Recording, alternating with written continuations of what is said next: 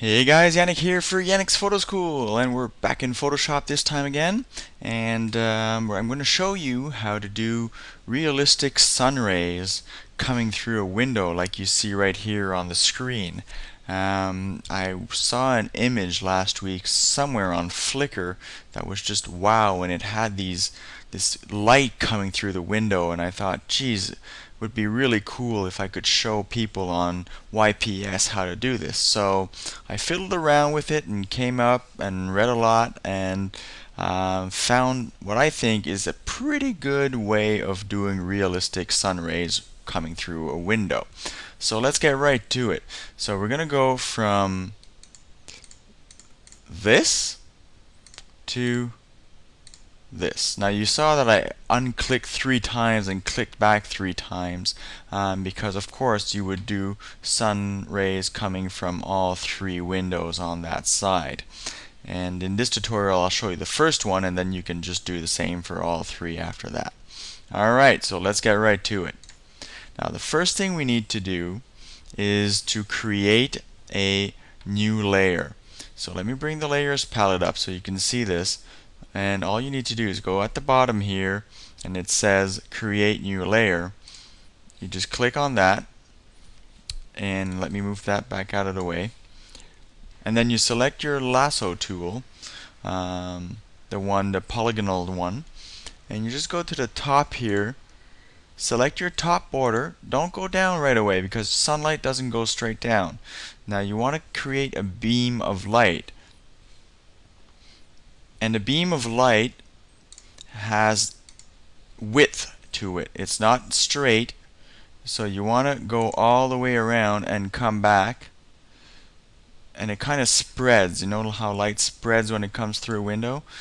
And then you create your beam this way. It's probably a little too wide down here for my liking, but for the purpose of this tutorial you get the idea. What's important is that you do not create a really narrow beam. When light comes out, it has like a cone effect. Alright, so that's what you want to try and create, as realistic as possible by knowing the principles of light. Now the next thing you want to do is fill that with a paint bucket. So select your paint bucket. Make sure your top color is white, and then just go into your selection and click white. And there you go. I hope you enjoyed this tutorial. I'm just kidding. Alright, the next thing you want to do is deselect this, your selection, by hitting Control D on your computer. Now, next thing you want to do, as you can see, light isn't rough like this. It's actually very soft on the edges. Light spreads, so you want to spread that light a little bit. And I do that by going into blur, Gaussian blur, and then going between 15 and 30 depending on your image. And this one, I think around 25 looks good. Yeah, like that. Perfect.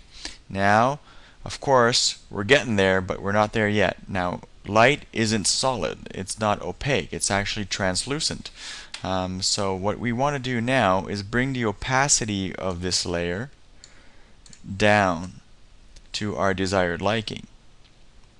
And I think around 25% looks pretty darn good for this image.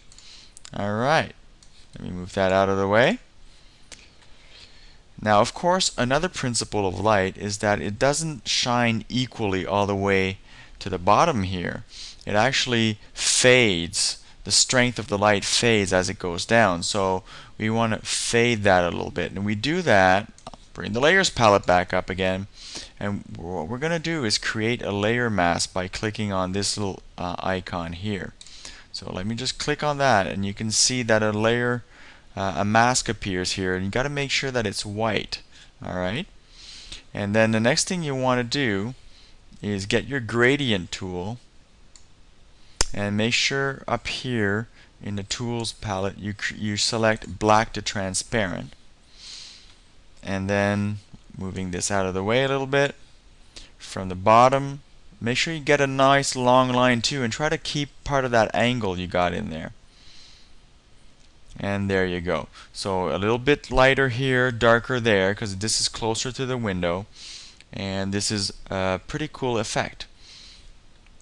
And that's how you would do this. And again, I would replicate this on the other two windows to create depth. This is a 3D image, so there's light coming through all three of those windows. So that's really important if you want to make this image as realistic as possible. Now another twist that you can do that I played around with that would look good, but it's not really part of the tutorial, would be to add a little warmth to this image. Now make sure that right now it's a grayscale image. I took that from my archives, and for some reason I grayscaled it. Make sure it's in RGB mode. No, do not flatten.